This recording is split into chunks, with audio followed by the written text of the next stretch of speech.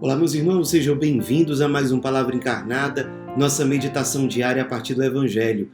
E o Evangelho de hoje, terça-feira, dia 5 de outubro, está em Lucas, capítulo 10, versículos de 38 a 42. Mais uma vez, nós nos reunimos em nome do Pai, do Filho e do Espírito Santo.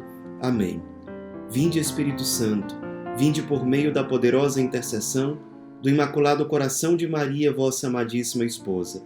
Vinde, Espírito Santo, vinde por meio da poderosa intercessão do Imaculado Coração de Maria, vossa amadíssima esposa. Vinde, Espírito Santo, vinde por meio da poderosa intercessão do Imaculado Coração de Maria, vossa amadíssima esposa. Diz o Evangelho de hoje. Naquele tempo, Jesus entrou num povoado e certa mulher, de nome Marta, recebeu-o em sua casa. Sua irmã, chamada Maria, sentou-se aos pés do Senhor e escutava a sua palavra. Marta, porém, estava ocupada com muitos afazeres. Ela aproximou-se e disse: Senhor, não te importas que minha irmã me deixe sozinha com todo o serviço? Manda que ela me venha ajudar. O Senhor, porém, lhe respondeu: Marta, Marta, tu te preocupas e andas agitada por muitas coisas, porém, uma só coisa é necessária. Maria escolheu a melhor parte, e esta não lhe será tirada. Meus irmãos, nós, muito frequentemente, temos a tentação de cair na tentação do ativismo. E é mais ou menos isso que nós podemos tirar como lição do Evangelho de hoje. Jesus, como era de costume, ele está a caminho de Jerusalém. A gente sabe disso pelo contexto aqui dos capítulos anteriores de Lucas. E ele, como era de costume, ele para no povoado de Betânia, que ficava vizinho a Jerusalém. E ele lá tinha uns amigos, costumava se hospedar na casa desses amigos, que eram Lázaro, Marta e Maria.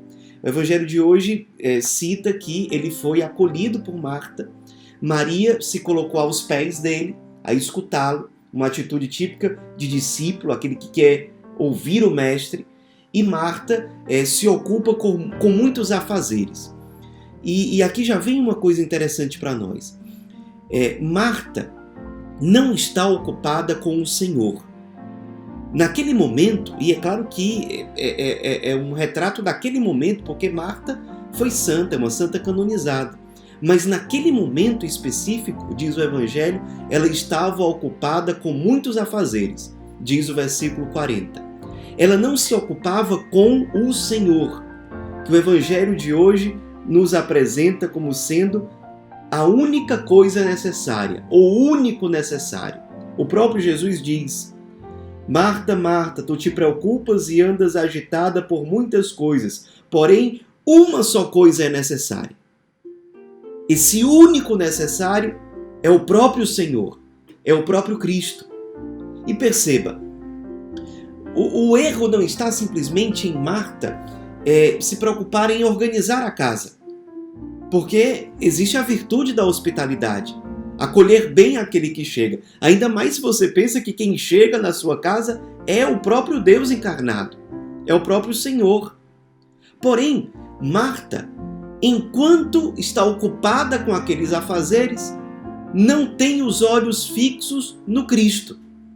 Ela está ocupada com os afazeres. Ela poderia estar fazendo as mesmas coisas, mas com o coração voltado, ocupado no Senhor. Ele sendo compreendido e assumido como o único necessário. Nós somos chamados, na nossa vida, sobretudo nós que somos leigos, ou aqueles que têm uma vida missionária, que não é uma vida contemplativa, como a vida dos monges, por exemplo, nós somos chamados a santificar as realidades seculares. Durante grande parte do nosso dia, nós estamos trabalhando, nós estamos cuidando da casa, estamos cuidando dos nossos filhos, temos muitos afazeres. Mas o desafio e a proposta do Evangelho é que, em meio a esses afazeres, nós não percamos de vista o único necessário. Sim, é possível que enquanto eu estou, se eu sou um professor corrigindo provas, preparando uma aula, se eu sou um médico atendendo os meus pacientes, se eu sou um advogado preparando uma peça ou jurídica, enfim, ou se eu estou consertando um carro, se eu sou mecânico, tudo isso é afazer. Mas é possível que eu viva esses afazeres sem perder o olhar de Cristo, sem perder de vista o único necessário. Quando nós nos colocamos diante desses afazeres, que muitas vezes nos sugam, sem ter o olhar voltado para o Senhor, sem ter o coração voltado para Ele, nós caímos no ativismo. E aí a gente cansa. E o Evangelho de hoje nos apresenta 2 sinais que apareceram em Marta, que para nós também são um alerta. Primeiro sinal, no versículo 40, reclamação. Ela vai até onde Jesus estava e começa a reclamar. Senhor, não te importas que minha irmã me deixe sozinha com todo o serviço? Ou seja, ela reclama porque naquele momento ela tem o olhar voltado para si. Ela está preocupada com ela.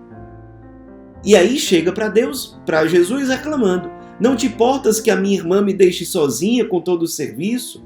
Manda que ela venha me ajudar.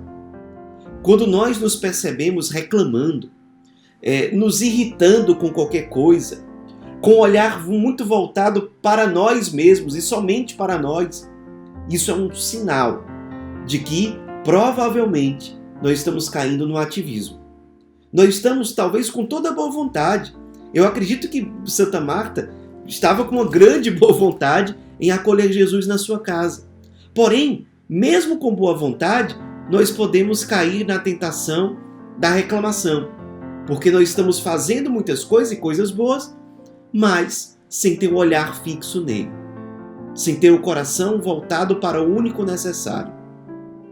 Segundo sinal de que possivelmente nós estamos no ativismo, no versículo 41, a agitação, a dispersão. Jesus diz para ela: Marta, Marta, tu te preocupas e andas agitada por muitas coisas. A agitação, a dispersão. Muitas vezes a gente para rezar e a nossa alma não se aquieta. É sinal de que talvez a gente precisa fazer um exame de consciência, rever o nosso projeto de vida. Talvez a gente esteja num ativismo tão grande que a nossa alma não consegue mais parar para rezar.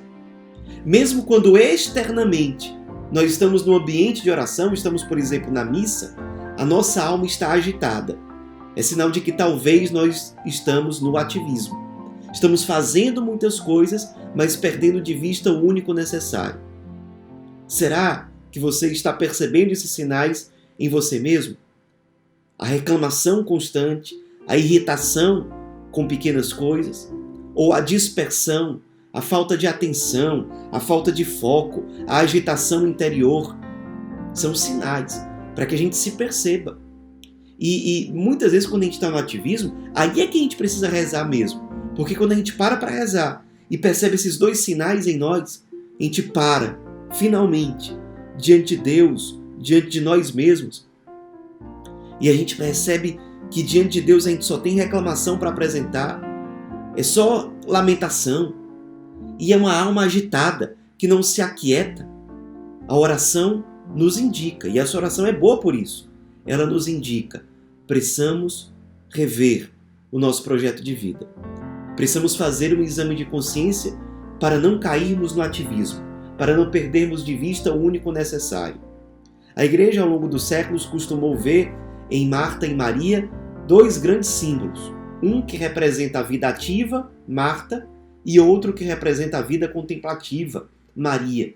Nós que somos leigos, que estamos no mundo, que estamos imersos nas realidades seculares, precisamos aprender a servir sendo contemplativos, a estarmos na ação sem perder a contemplação, a sermos contemplativos enquanto nos consumimos.